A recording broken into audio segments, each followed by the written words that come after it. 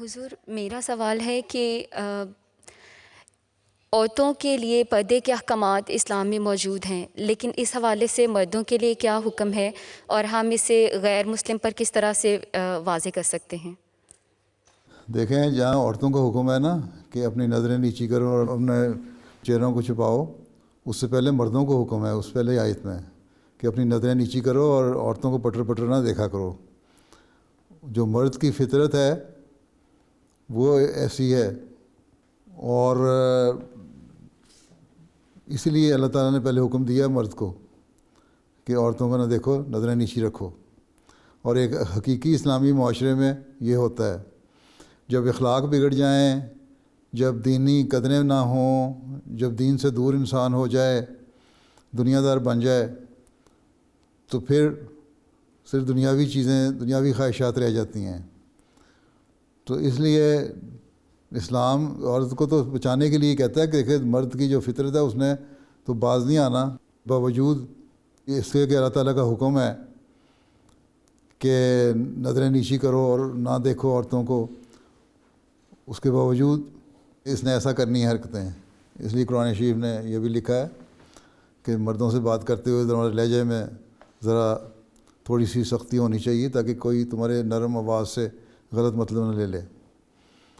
تو یہ انسانی جو فطرت بنائی ہوئی ہے اس کے تقاضے کے تحت احکامات ہیں، اور عورت کو پروٹیکشن دینے کے لیے پردے کا حکم ہے، نہ کہ عورت پہ ظلم کرنے کے لیے۔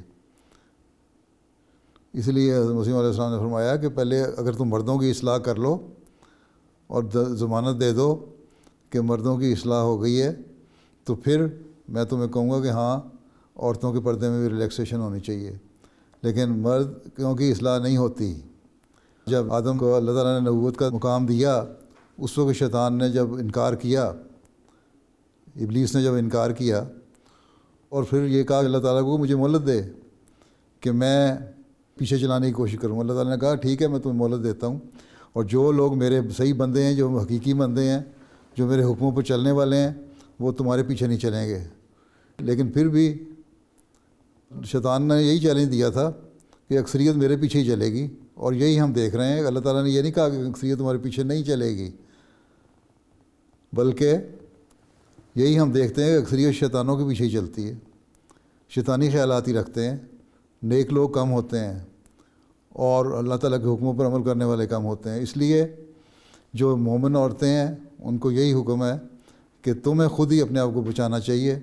اس لیے بہتر یہ ہے کہ اللہ تعالیٰ کے احکامات پر عمل کرتے ہوئے ایک فاصلہ رکھو مردوں سے، اور کھلے طور پر ظاہر نہ ہو، کھلی طور پر مکس نہ ہو، اور جب بات کرو تو تب بھی ایسے لہجے میں بات کرو کہ کوئی تمہاری بات سے غلط میسیج نہ لے لے۔ تو حکم تو دونوں کو ہیں، نیکی کرنے کے اور پردہ کرنے کے۔ ٹھیک ہے؟ جزاک اللہ حضور۔ تواصلوا معنا عبر العناوين التالية: